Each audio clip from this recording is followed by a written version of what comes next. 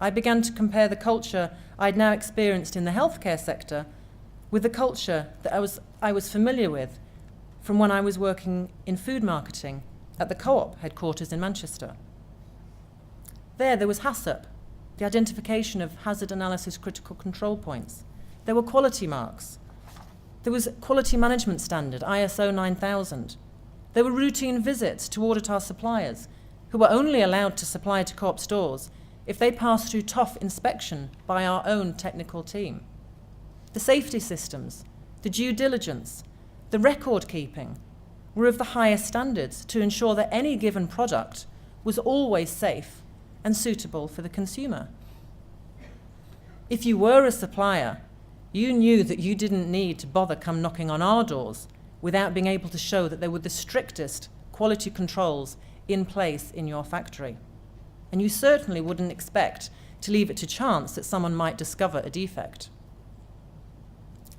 In food production and processing plants, samples are taken from every batch produced, samples taken from every production line at regular intervals that are then measured against predetermined parameters: weight, quantity, colour, pH, size, obviously dependent on the product we're talking about. All these measurements are then recorded and documented religiously. If necessary, adjustments are made to the production line. If necessary, the batch is disposed of. And my point is that quality and safety in the food industry is taken seriously, and consistency is essential.